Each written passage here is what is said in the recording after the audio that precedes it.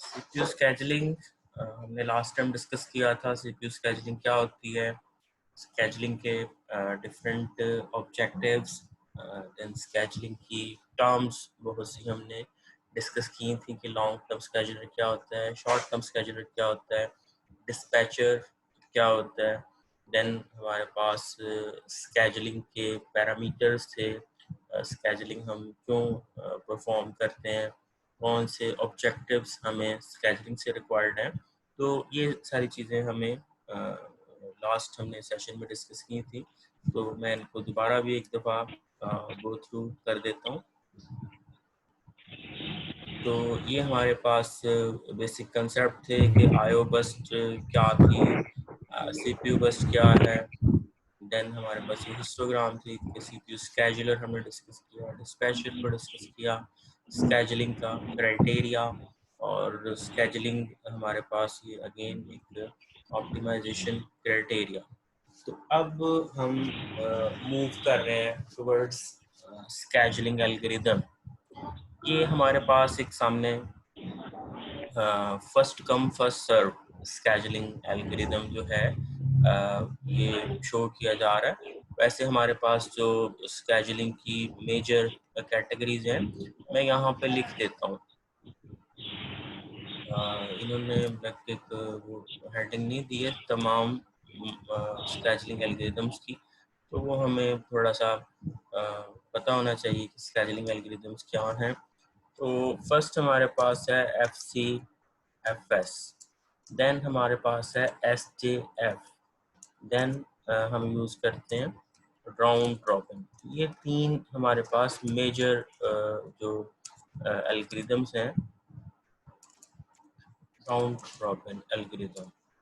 तो इनमें जो है अगेन एक प्रीएम्प्टिव और नॉन प्रीएम्प्टिव बिहेवियर का फ़र्क होता है। तो फर्स्ट ऑफ ऑल अगेन मैं यहाँ पे रिपीट करता हूँ कि व्हाट इज़ स्केजुलिंग। स्केजुलिंग होती क्या है, ताकि हम दोबारा थोड़ा सा इसको अंडरस्टैंड कर लें। स्केजुलिंग तो सीपीयू स्केजुलिंग बेसिकली इसको हम कह सकते हैं, क्योंकि हमारा ये रोल ऑपरेटिंग सिस्टम में सीपीयू का है। सीपीयू स्केजुलिंग की एक्टिविटी परफॉर्म करता है। तो सीपीयू स्केजुलिंग इसकी नेम से इंडिकेशन हो रही है, इसकी सीपीयू स्केजुअल करता है जॉब्स को। बहुत से प्रोसेसेस हमारे पास चलने के लिए अवेलेबल हैं at the same time, but CPU decides कौन से प्रोसेसेस को एग्जीक्यूट करना है, कौन से प्रोसेसेस को भी वेट करवाना है। तो this is a scheduling. Scheduling backend के ऊपर हमारा एल्गोरिदम, अगेन एल्गोरिदम आप फेमिलियर है कि हमारे पास एक प्रोसीजर डिफाइन है, कौन से प्रोसेसेस को इम्पोर्टेंस देनी है, कौन से प्रोसेसेस को इम्पोर्टेंस कम देनी है। हम रूटीन में देखते हैं कि हमारा जब कंप्यूटर चल रहा है तो सम टाइम ऐसा होता है कि हमें फ़ौरन से एक बैटरी लो का मैसेज मिलता है। रूटीन की हमारी कोई भी एक्टिविटी चल रही थी, लेकिन हमारा कंप्यूटर फ़ौरन से हमें ये कहता है कि आपके कंप्यूटर की बैटरी लो है, आप बैटरी को चार्ज करें, चार्जर अपने कंप्यूटर के साथ लगाएं। That is like CPU alert. CPU को जब मिलता है एक ऐसा प्रोसेस बैकएंड के ऊपर एग्जीक्यूट होता है जो बताता है कि क्रिटिकल सिचुएशन है, आपका लैपटॉप, आपका कंप्यूटर बंद हो जाएगा, तो आप अपना चार्जर जो है अटैच करें। तो that was a process with high priority, उस प्रोसेस की प्रायोरिटी हाई थी। इसी तरह बैकएंड के ऊपर सिस्टम लेवल के जो प्रोसेसेस हैं बैकएंड के ऊपर जो चल रहे हैं, तो सिस्टम लेवल के जो प्रोग्राम्स हैं, क्योंकि उन्होंने इन्वायरमेंट क्रिएट करना होता है, हमारा जो बैकएंड के ऊपर ये तमाम का तमाम प्रोसीजर चल रहा है, उस प्रोसीजर को तमाम को कंट्रोल कर रहे हैं हमारे बैकएंड प्रोसेसेस। बैकएंड के ऊपर एप्लीकेशन जो चल रही है, कल मैंने आपको दिखाया था कि हमारे बहुत से प्रोसेसेस हैं जो सिस्टम लेवल के ऊपर चल रहे हैं। तो दैट मीन्स कि अगर वो प्रोसेसेस चलेंगे तो ये हमारा जो फ्रंट पे एक प्रोग्राम चल रहा है ये चलेगा। लाइक ये MS पावर पॉइंट की हमने स्लाइड्स जो हैं ये ओपन की हैं, तो ये कब चलेंगी? जब बैकएंड के ऊपर प्रोसेसेस चल रहे होंगे। लेकिन बैकएंड के प्रोसेसेस को अगर आप किल कर देंगे, उनको स्टॉप कर देंगे, तो डेफिनेटली ये वाले प्रोसेसेस भी नहीं चलेंगे। तो सीपीयू क्या करता है कि उन प्रोसेसेस को प्रायोरिटी देता है जो मेन आपके एनवायरनमेंट को क्रिएट कर रहे हैं। अगर आप उनको किल करेंगे तो ये फ्रंट एंड एप्लीकेशंस आपकी डिस्टर्ब हो जाएंगी, ये चलेंगी नहीं। तो बहुत से स्केजुलिंग एल्गोरिदम्स बनाए गए from the history to the present. आज तक हमारे पास जो है बहुत से एल्गोरिदम्स जो हैं डिफाइन किए गए कि सीपीयू कैसे जॉब्स को एग्जीक्यूट करेगा। फर्स्ट जनरेशन हमारी कंप्यूटर की हमने डिस्कस किया था, second, third and fourth onward हमारे पास कंप्यूटर की जनरेशन्स हैं जो आज तक इन तमाम के अंदर सीपीयू को डिज़ाइन किया गया इन अ वे कि वो कैसे एग्जीक्यूट करेंगे प्रोग्राम्स को। तो कुछ हमारे पास फेमस जो एल्गोरिदम्स हैं या जिनको अडॉप्ट किया गया, उनको यहाँ पे डिस्कस किया जा रहा है कि वो कौन से एल्गोरिदम्स हैं और कैसे बैकएंड के ऊपर काम करते हैं। तो हमारा ऑपरेटिंग सिस्टम जो है इन्हीं एल्गोरिदम्स में से किसी एक को या मल्टीपल को भी एट अ टाइम यूज़ कर सकता है। हम रूटीन में बहुत सी डिवाइसेस यूज़ करते हैं, लाइक हमारे पास ऑटोमेटिक कोई भी मशीन्स हैं या कोई भी हमारे पास इक्विपमेंट है। आजकल बहुत सी प्रोडक्ट्स हमारे पास अवेलेबल हैं, तो बैकएंड के ऊपर उसमें भी स्केजुलिंग होती है कि कैसे जॉब्स को उसने डील करना है। तो स्केजुलिंग एल्गोरिदम्स हमारे पास ये हमारे सामने हैं जो हम यूज़ करते हैं। इसी को मैं आपको अगर वो दूसरी बुक से भी शो करवा दूं, यहाँ पे भी ये आपके सेम है। जो कल टॉपिक्स हमने पढ़े थे वो इसमें भी मेरा ख्याल है सेम है। ये मल्टी प्रोग्रामिंग का कंसेप्ट है। देन हमारे पास ये ऑब्जेक्टिव्स हैं स्केजुलिंग के, सीपीयू और IO burst cycle, working of CPU scheduler, preemptive and non preemptive. Then हमारे पास इंटरवल टाइम। इंटरवल टाइम को मैं थोड़ा सा एक्सप्लेन कर देता हूँ कि एक प्रोसेस उसको कितना वेट करना पड़ता है अपनी बारी आने का, क्योंकि सीपीयू जो है वो वेट करवाता है समटाइम प्रोसेसेस को। हमने कल वेटिंग क्यू भी देखा था कि एक आपका न्यू स्टेट थी, फिर रेडी स्टेट है, रेडी स्टेट से रनिंग में आने तक का जो टाइम है दैट इज वेटिंग टाइम। तो सम टाइम आपका प्रोसेस उसको वेट करना पड़ता है उसकी जब तक बारी नहीं आ जाती है, तो that is interval time. Then dispatcher हमने पढ़ा था कि आपका प्रोग्राम है जो एक्चुअली सीपीयू एलोकेट करता है, और ये स्केजुलिंग क्राइटेरिया हमने पढ़ा था।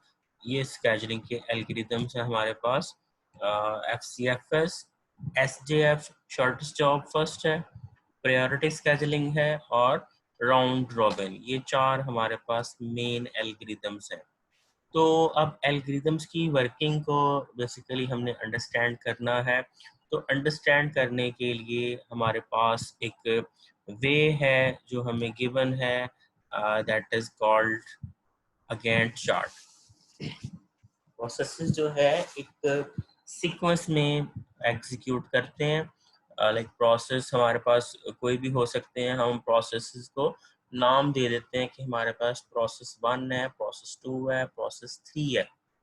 ये अब आपने ये जो चीज़ें मैं बोल रहा हूँ स्केजुलिंग का क्वेश्चन जब आपसे पूछा जाता है तो आपको कुछ वैल्यूज़ दी जाती हैं, उन वैल्यूज़ को आपने फिर स्केजुअल करना है प्रोसेसेस की वैल्यू। तो ये चीज़ें जो हैं ये बड़ी काम की अब आने लगी हैं सारी चीज़ें, तो बड़े ध्यान से आपने इसको सुनना है। तो मैं सम टाइम कहता होता हूँ कि पेपर के अंदर कुछ क्वेश्चंस ऐसे होते हैं जिनका लाइक कैलकुलेशन से रिलेटेड है, मैथमेटिकल टाइप क्वेश्चंस हैं, और अगर ये आपसे सॉल्व नहीं होते तो ये मार्क्स मेरे हैं। मेरा ख्याल है मैंने पहले भी कहीं आपको कहा होगा कि कुछ क्वेश्चंस के मार्क्स आप नहीं ले पाते हो तो वो लाइक टीचर को वापस आ जाते हैं। तो स्केजुलिंग एल्गोरिदम्स का क्वेश्चन भी कुछ ऐसा ही है कि आपने थोड़ा सा इसमें मैथमेटिकली या लॉजिकल हमारे पास वे में ये क्वेश्चन सॉल्व होता है, तो थोड़ी सी टेक्निकल टर्म्स हैं वो आपको पता होनी चाहिए कि कैसे प्रोसेस को आपने एग्जीक्यूट करना है। तो प्रोसेस को एग्जीक्यूट करने के लिए अगर हम एक स्केजुलिंग को डिज़ाइन करेंगे पेपर की फॉर्मेट में, वैसे तो ये बैकएंड पे हमारा सीपीयू एग्जीक्यूट करता है, लेकिन हम उसको एल्गोरिदम को क्योंकि पेपर के ऊपर या एक अपनी नोटबुक के ऊपर ड्रॉ करके स्केजुलिंग शो करवा रहे हैं, तो इसके लिए हमें ज़रूरत पड़ती है गैंट चार्ट की। गैंट चार्ट क्या होता है? एक आपके पास रिप्रेजेंटेशन होती है प्रोसेसेस की, उनका एग्जीक्यूशन टाइम कितना है और उनकी स्केजुलिंग की इंफॉर्मेशन ये गैंट चार्ट शो करता है। तो गैंट चार्ट आप ये देख सकते हैं कि आपके सामने एक ये बॉक्स की फॉर्म में आ रहा है जिसमें डिफरेंट प्रोसेसेस हैं। एक बॉक्स जो है वो बेसिकली एक प्रोसेस की एग्जीक्यूशन को शो कर रहा है कि कितना टाइम आपके एक प्रोसेस ने लिया, और नीचे ये बिल्कुल बॉटम पे जो लाइन नजर आ रही है आपको, this is known as timeline. Timeline क्या होती है कि क्योंकि हर काम बिल्कुल स्टार्ट से शुरू होता है, जीरो से स्टार्ट होता है, तो timeline always start with zero. हम कहते हैं स्टार्ट टाइम। स्टार्ट टाइम हमेशा जीरो होता है और फिर टाइम चलता रहता है। टाइम आप कहते हैं 1 2 3 4। तो हम टाइम लाइन के ऊपर नॉर्मली टाइम के यूनिट्स जो हैं वो लिखते हैं, लाइक 1 यूनिट 3 यूनिट, या इसको हम अपनी अंडरस्टैंडिंग के लिए सम टाइम कह लेते हैं कि seconds, 1 second 2 second 3 second onward. तो टाइम आपको पता है कि हमेशा चलता रहता है, लेफ्ट टू राइट ये टाइम सारा ये मूव करता रहेगा जब तक तमाम प्रोसेसेस एग्जीक्यूट नहीं कर जाते। तो हमें कोई भी एल्गोरिदम गिवन होगा, हमें प्रोसेसेस गिवन होंगे, लाइक प्रोसेस 1 है, प्रोसेस 2 है, प्रोसेस 3 है। हमें कहा जाएगा कि इन प्रोसेसेस को आपने स्केड्यूल करना है किसी भी एक एल्गोरिदम के साथ। तो फर्स्ट हमारे पास ये एक एग्जांपल है, फर्स्ट कम फर्स्ट सर्व। ये यहाँ पे भी आपके पास ऐसा ही है। मैंने ये बुक ओपन कर ली है और दूसरी जगह के ऊपर अगर हम मूव करें तो यहाँ पे भी ये सेम है। तो first come first serve algorithm first of all हमारे पास क्या है, जैसा कि इसके नेम से इंडिकेट है, first come first serve, like पहले आइए पहले पाइए। तो हमारे पास हमें जो इनपुट गिवन है, हमें गिवन है प्रोसेसेस और उनका बर्स्ट टाइम। ये कॉलम हमें सेकंड जो गिवन है, it is known as burst time. Burst time किसको कहते हैं? एग्जीक्यूशन टाइम को।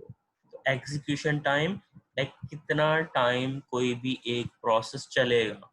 तो हमें जो एग्जांपल यहाँ पे गिवन है कि हमारा प्रोसेस 1 जो है वो 24 टाइम्स चलेगा। हम 24 टाइम्स को अपनी आसानी के लिए ये भी कह सकते हैं कि हमारा प्रोसेस 1 जो है वो 24 सेकंड्स चला है। देन प्रोसेस 2 जो है उसको 3 टाइम्स चलना है या 3 सेकंड्स चलना है। प्रोसेस 3 को अगेन 3 टाइम्स चलना है। तो ये तो हमें गिवन होता है एज अ क्वेश्चन कि प्रोसेस क्या है और प्रोसेस का एग्जीक्यूशन टाइम या उसका बर्स्ट टाइम कितना है। अब हमें कहा जाता है कि इस टेबल को, ये आपको टेबल की फॉर्म में गिवन होगा, इस टेबल को आपने FCFS स्केजुलिंग एल्गोरिथम के थ्रू इसका गैंट चार्ट बनाना है। तो हम इसको कैसे अटेम्प्ट करते हैं कि हम ये गैंट चार्ट बनाते हैं। So suppose that process arrived in the order P1, P2, P3। Normally जो भी आपको processes given होते हैं वो एक पर्टिकुलर टाइम पे ही स्टार्ट होते हैं, हमेशा जीरो से स्टार्ट होते हैं। तो हम ये भी कह सकते हैं कि प्रोसेसेस जो है इकट्ठे आए हैं। दो चीज़ें आपने यहाँ पे अंडरस्टैंड करनी है। नई अराइवल टाइम, यहाँ एक आपको अगर और इनपुट दे दी जाए जो नेक्स्ट क्वेश्चंस में आएंगी यहाँ पे भी आ सकती हैं। मैं आपको कहता हूँ कि अराइवल टाइम, अराइवल टाइम क्या होता है कि ये प्रोसेसेस कब आए।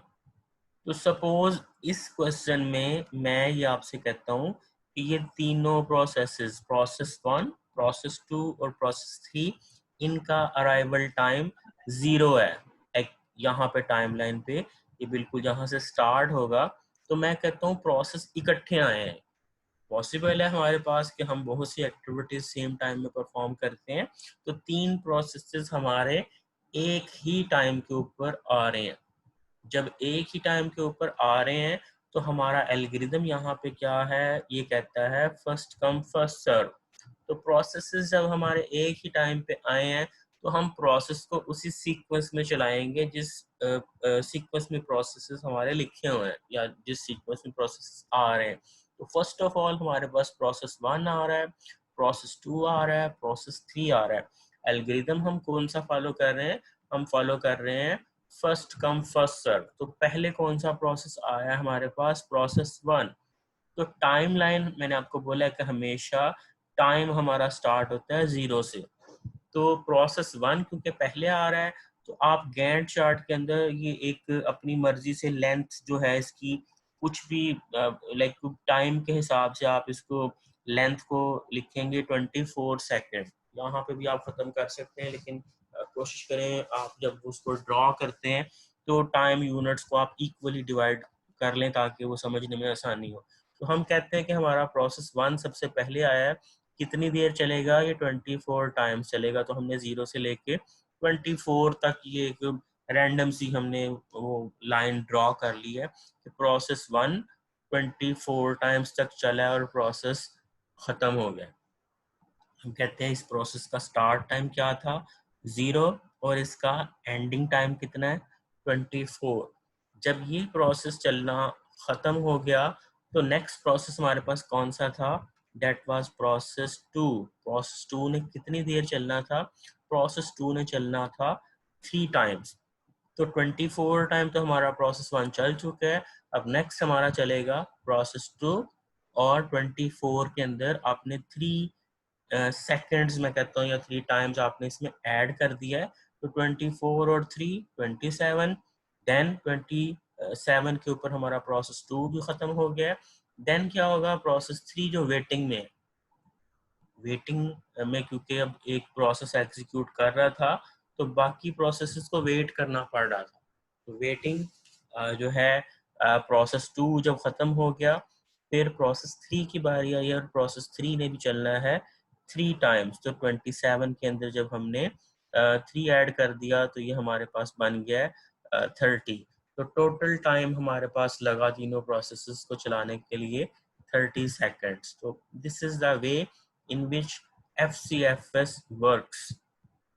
FCFS एल्गोरिदम सीक्वेंस में एग्जीक्यूट करता है, लाइक जो प्रोसेस पहले आ रहा है वो पहले एग्जीक्यूट करेगा, जो प्रोसेस जिस सीक्वेंस में आ रहा है वो पहले एग्जीक्यूट करेगा।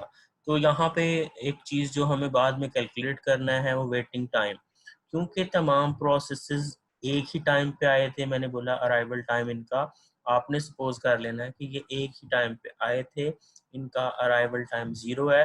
तो प्रोसेस 1 तो आया फौरन ही चल पड़ा। प्रोसेस 1 जो है वो आया था और टाइम 0 के ऊपर ही चल पड़ा, मींस प्रोसेस 1 को तो वेट ही नहीं करना पड़ा। देन प्रोसेस 2 कहाँ पे चला है, वो आपको इस गैंट चार्ट से शो होगा कि प्रोसेस 2 कब चल रहा है। तो प्रोसेस 2 जाके चल रहा है 24 सेकंड्स के ऊपर, मींस के प्रोसेस 2 को 24 सेकंड्स वेट करना पड़ा। प्रोसेस 2 आया कब था, 0 पे आया था।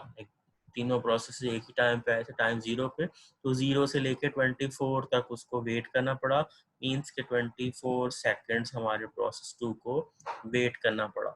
इसके बाद हमारे पास प्रोसेस 3 कब आया था, टाइम 0 पे आया था और चला कब है, वो यहाँ से हमें शो हो जाएगा गैंट चार्ट से कि 27 के ऊपर जाके हमारा प्रोसेस 3 चला है। तो फिर हम कह सकते हैं कि हमारा प्रोसेस 3 को 27 सेकंड्स वेट करना पड़ा। तो this is called waiting time for each process. Her process के लिए ये हमने अलहदा से वेटिंग टाइम कैलकुलेट कर लिया है। और इसका एवरेज वेटिंग टाइम क्या होगा, तीनों वेटिंग टाइम को आपने ऐड कर लेना है, 0 + 24 + 27 डिवाइडेड बाय 3 के एवरेज निकालने का फॉर्मूला आपको आता होगा, समेशन x/n। तो तीनों प्रोसेसेस को ऐड आपने किया है, डिवाइडेड बाय 3, क्योंकि 3 नंबर ऑफ प्रोसेसेस हैं और इक्वल टू हमारे पास आ जाएगा 17।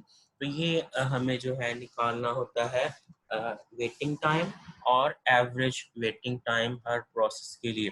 तो this is the simplest way of scheduling जो हमारे CPUs परफॉर्म करते हैं किसी भी डिवाइस के अंदर जहाँ पे FCFS का एल्गोरिदम इम्प्लीमेंट है। तो हमारी ओल्ड जनरेशन ऑफ कंप्यूटर के अंदर ये एल्गोरिदम इम्प्लीमेंट था कि आपकी एक जॉब जब तक एग्जीक्यूट नहीं कर लेती है, जैसा कि इस यहाँ पे आपको शो भी हो रहा है कि जब तक प्रोसेस 1 कंप्लीट नहीं हो जाता है तब तक आपके अदर प्रोसेसेस को वेट करना पड़ता है। तो समटाइम ये हमारे पास प्रॉब्लमेटिक भी हो जाता था कि आपका अदर प्रोसेस है उसको लंबा वेट करना पड़ता था कि जब तक आपका एक रनिंग प्रोसेस एग्जीक्यूट नहीं हो जाता है। तो ये हमारा FCFS का वे ऑफ वर्किंग है। इसको मैं आपको वो दूसरी बुक से भी शो करवा देता हूँ। यहाँ पे भी आपको गिवन है। तो इसने भी देखे सेम एग्जांपल दिए। मैंने आपको बोला था कि हम ये जो IIT सीरीज की बुक को फॉलो कर रहे हैं, इसने सारे का सारा सिल्वर शेयर्स को कॉपी पेस्ट किया हुआ। तो सेम एग्जांपल यहाँ पे भी है, क्योंकि ये तमाम प्रोसेस मैंने बोला है अराइवल टाइम या इनका स्टार्ट टाइम 0 है, वहाँ पे इसने ये नहीं दिया हुआ है। तो अराइवल टाइम इसको कहते हैं, स्टार्ट टाइम लिखा हुआ है लेकिन इसको हम अराइवल टाइम मोस्टली कॉल करते हैं। तो अराइवल टाइम सेम है तब का सब प्रोसेस का 0 पे आ रहे हैं, तो हमने इसका गैंट चार्ट बनाना है।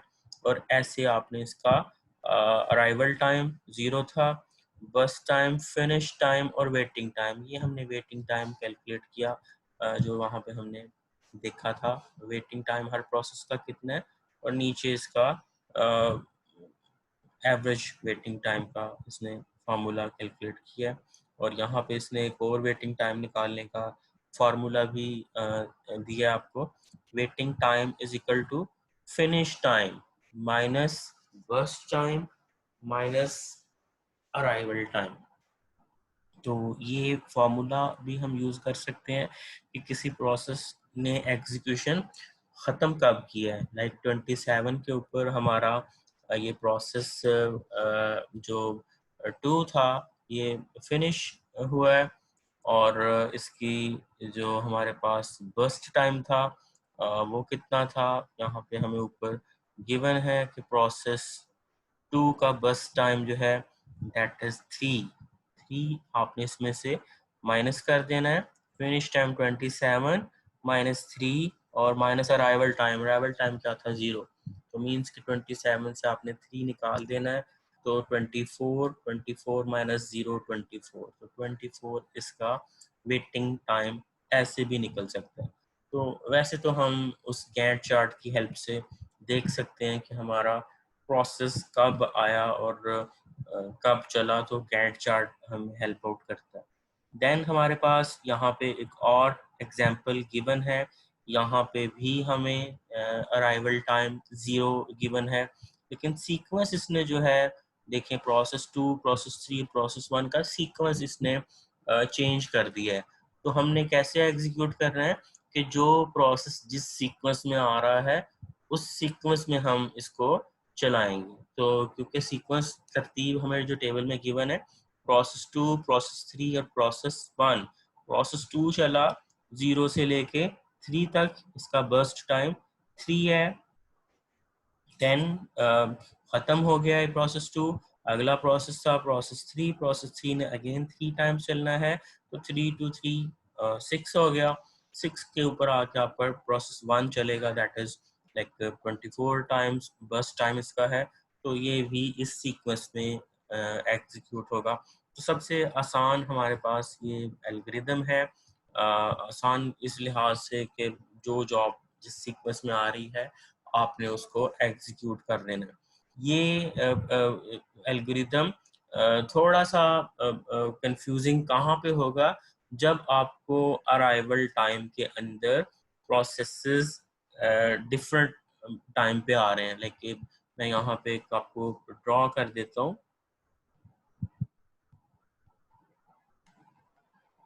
ये हमारे पास एक एग्जांपल थी FCFS की। अच्छा ये देखो यहाँ पे इसने अगेन सिल्वर शैज को फॉलो किया हुआ है। ये एग्जांपल हमने पहले यहाँ पे सॉल्व की है। आईटी सीरीज की बुक में भी इसने सेम एग्जांपल दी है।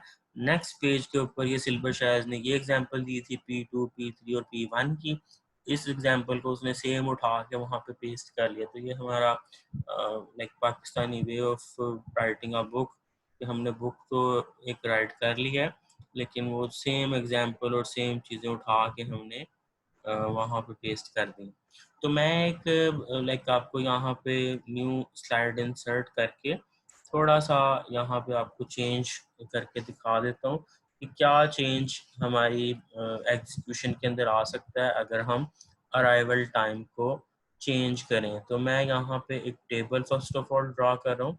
टेबल हम कर लेते हैं लाइक प्रोसेस वन, प्रोसेसेस, बस टाइम और अराइवल टाइम, तीन चीज़ें मैं यहाँ पे ऐड कर रहा हूँ। तो यहाँ पे टाइटल हमारा होगा प्रोसेसेस, प्रोसेस कौन सा है उसका अराइवल टाइम, अराइवल टाइम है, और यहाँ पे इसका बर्स्ट टाइम।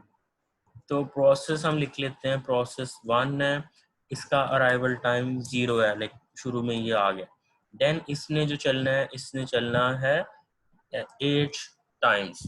देन हम कहते हैं प्रोसेस टू, इसका अराइवल टाइम था 4 टाइम के ऊपर और इसने चलना है 5 टाइम्स। देन प्रोसेस थ्री का अराइवल टाइम है 7 और इसने चलना है 4 टाइम्स। और हम एक और प्रोसेस लेते हैं प्रोसेस 4, इसका अराइवल टाइम है 12 और यहाँ पे इसका बस टाइम हम लिख देते हैं कि इसने अगेन 6 सेकेंड्स चल रहा है। अब क्या होगा यहाँ पे?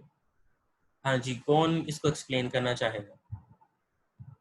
हमारे पास टाइम इस सेशन का 40 मिनट्स का जो है वो आफ्टर 6 मिनट्स एंड हो रहा है। तो मैं फिर इसको नेक्स्ट सेशन स्टार्ट कर दूंगा। तो अभी मुझे बताएं कि इसमें कैसे प्रोसेसेस एग्जीक्यूट होंगे। कौन बताएगा? कोई भी एक क्विकली।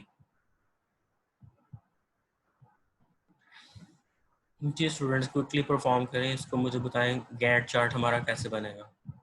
इसको मैं यहाँ पे ड्रॉ भी कर देता हूँ। थोड़ा सा यहाँ पे ड्राइंग करना मुश्किल भी है लेकिन मैं इसको ऐसे ड्रॉ कर देता हूँ। ठीक है, this is our Gantt chart. हाँ जी, कौन एक्सप्लेन करेगा?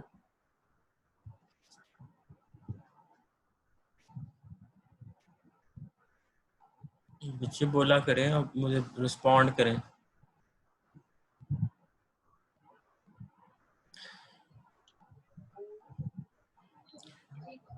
ठीक है, तो मैं खुद एक्सप्लेन कर देता हूँ। मेरा ख्याल है आप लोग नहीं सर बोलेंगे। हाँ जी बोलें। सर ये अराइवल टाइम सबका 0 नहीं होना चाहिए था, या मैंने अराइवल टाइम डिफरेंट रख के यूज करना है आपने इसका? ये इस एग्जाम्पल में मैंने अराइवल टाइम चेंज किया है क्योंकि हम ठीक है। कंप्यूटर तो कंटिन्यूसली यूज कर रहे हैं ना। हम कोई एक हम्म। काम बाद में कर रहे हैं, कोई फिर उसके बाद कर रहे हैं। तो मीन्स के हमारी इंस्ट्रक्शन कोई एक तो हमने आते ही अराइवल टाइम 0 के ऊपर ही कोई इंस्ट्रक्शन सीपीयू को दे दी, फिर थोड़ी देर बाद हमने कुछ और काम किया, उसके बाद हमने कुछ काम किया। तो ये अराइवल टाइम मैंने चेंज किया है। लेकिन एक एग्जांपल आपके पास पिछली थी कि जिसमें तमाम प्रोसेसेस हो सकता है कि एक ही टाइम पे सारी चीज़ें जनरेट हो गई, तो ये पॉसिबल है। अब इस क्वेश्चन में मैंने अराइवल टाइम चेंज किया है। तो होगा यहाँ पे क्या, एल्गोरिदम हमारे पास क्या है? हमारा एल्गोरिदम है फर्स्ट कम फर्स्ट सर्व। तो पहले कौन सा प्रोसेस आ रहा है? That is process one. ठीक है, प्रोसेस P1। वन ने कितनी देर चलना है? 8 टाइम्स। तो मैं यहाँ पे एक और शेप ड्रॉ कर लेता हूँ, लाइक यहाँ से लेके और यहाँ तक, इसको हम कहते हैं 8 सेकेंड है सपोज। अब ये मुझे कलर भी इसका चेंज मैं अगर कर दूं तो हमें वो शो नहीं हो रहा है। कलर कहाँ से चेंज होगा इसका? ये पीछे चला गया इसके। ठीक है, इसको मैं फॉर्मेट कर देता हूँ शेप को। फिल कलर इसका हम कर देते हैं रेड, दिस वन। ठीक है, क्लियर। तो ये हमारे पास अब स्टार्ट कहाँ से हो रहा है? अब इसके अंदर देखें, मुझे लिखने में बड़ा मसला आ रहा है, ये लिखना यहाँ पे मुश्किल होता है। ये हो गया 0, ठीक है।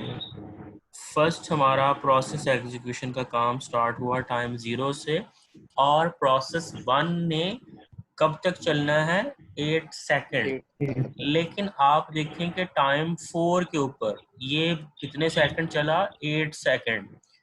लेकिन 4th सेकंड के ऊपर एक प्रोसेस नया आ गया P2, यहाँ पे कोई 4 टाइम था दरमियान में करके। लेकिन एल्गोरिदम हमारा क्या कहता है, फर्स्ट कम फर्स्ट सर्व। जब तक कि आपका प्रोसेस 1 कंप्लीट नहीं हो जाता है, दरमियान में कोई भी प्रोसेस आए, जैसा कि ये प्रोसेस दरमियान में आया था, तो दरमियान में अगर कोई प्रोसेस आ रहा है उसको वेट करना पड़ेगा। तो मींस के यहाँ पे टाइम 4 के ऊपर प्रोसेस 2 आया था, उसको वेट करना पड़ेगा जब तक कि करंट प्रोसेस आपका एग्जीक्यूट नहीं कर जाएगा। तो हम क्या करेंगे कि हमारे पास यहाँ हो जाएगा टाइम 8। टाइम 8 के ऊपर हमारा प्रोसेस जो 1 है वो कंप्लीट होगा। देन अब आप देखें कि प्रोसेस 3 भी टाइम 7 यहाँ पे कहीं पे करके होगा टाइम 7। तो टाइम 7 के ऊपर प्रोसेस 3 भी आ रहा है, लेकिन प्रोसेस 1 जब तक कंप्लीट नहीं होगा सीपीयू किसी भी प्रोसेस को एग्जीक्यूट नहीं करेगा। तो मींस कि हमारा प्रोसेस 1 कंप्लीट हुआ है, और हमारा देन सीपीयू डिसाइड करेगा कि अब कौन सा प्रोसेस एग्जीक्यूट करना है। तो सीक्वेंस में हमारे पास प्रोसेस 2 आया था जो वेटिंग में है।